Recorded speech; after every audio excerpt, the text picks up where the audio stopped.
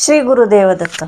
विचारांच्या हिंदोळ्या घेणारं, क्षणात इथे तर क्षणात तिथे असणारं असा ग्रह म्हणजे बुध. आता आपण बुध या ग्रहाविषयी बोलणार आहोत. बुध मिथुन व कन्या या दोन राशी ज्याच्याकडे आहे असा तो ग्रह म्हणजे बुध. उत्तम आकलन शक्ती, ग्रहण शक्ती आणि वाक्चातुर्य ज्याच्याकडे आहे असा तो ग्रह म्हणजे बुध. बुध या ग्रहाची किमयाच वेगळी आहे. उत्तम श्रवण शक्ती, आवाज, त्यानंतर आकलन शक्ती, ध्वनी या सगळ्या बुधाची क्षमता आहे आणि तो खूप मोठ्या प्रमाणात घेतो. बदलाची प्रवृत्ती, द्विस्वभाव हे सर्व गोष्टी बुध या ग्रहाकडे आहेत. राशींच्या वेळेस या सगळ्या गोष्टी ऐकलेल्या आहेत. व्यावहारिक बुद्धी व हिशोब या ग्रहांकडे पुष्कळ प्रमाणात आहे. त्यासोबतच मिथुन व कन्या राशीच्या व्यक्तींकडे देखील आहे.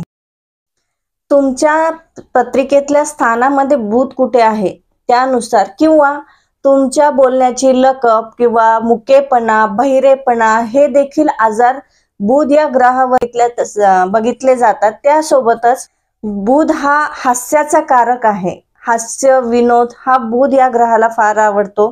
गंभीरता बुधाच्या स्वभावात नाही. बुध हा ग्रह जर खराब असेल तुमच्या पत्रिकेत तर कसं ओळखणार आहे? बुध ग्रह खराब झालाय तर कसा ओळखायचं? तर तुमच्या बुद्धीची अस्थिरता, धरसोड वृत्ती, अभ्यासात असो किंवा कोणती गोष्ट करण्यात असो की धरसोड वृत्ती ही सुद्धा बुधाच्या अंमलाखाली येते. बुद्धीची चंचलता ही देखील बघितल्या जातं. अति चंचल जर व्यक्ती झाली असेल किंवा अति धीम झालेले असेल म्हणजे ज्याची राज बुध आहे, प्रथमात बुध आहे, ज्या स्थानात बुध आहे तिथे त्यानुसार जर असेल तर ह्या गोष्टी बघितल्या जातात. बुध या ग्रहाला मामाचा कारक देखील म्हणला जातो. मामा म्हणजे बुध.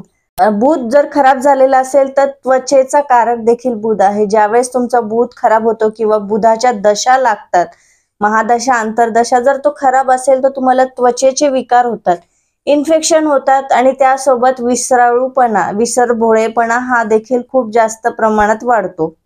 बुध हा स्त्री ग्रह आहे. आता बुधाचा जर आपण विचार करणार असेल की 12 स्थानात असेल तर ते काय फळ देतात? बुधाचा सगळ्यात महत्वाचा म्हणजे त्यांचा बुध या ग्रहाचा कलर हा आहे की हिरवा आणि काळसर हिरवा हा बुध या ग्रहाचा कलर आहे. बुध हा जर तुमच्या प्रथम स्थानात म्हणजे पत्रिकेतल्या प्रथम स्थानात असेल तर तुमची ग्रहण शक्ती उत्तम, तर्क पद्धती म्हणजे तर्क वितर्क जो आपण म्हणतो तर ती अतिशय उत्तम असणारे. जर तो द्वितीयात असेल तर, तृतीयात जर तुमचा बुध असेल तर तो चौकस व्यक्ती असतो. चतुर्थात जर असेल तर प्रेमळ व्यक्ती असतात, त्या घराविषयी खूप प्रेमळ असतात. पंचमात जर असेल तर उत्तम, शिक्षणासाठी खूप चांगला आहे, तुम्ही शिक्षण घेऊ शकतात चांगल्या प्रकारे आणि हा बुध हा ग्रह तुम्हाला मदत देखील करेल.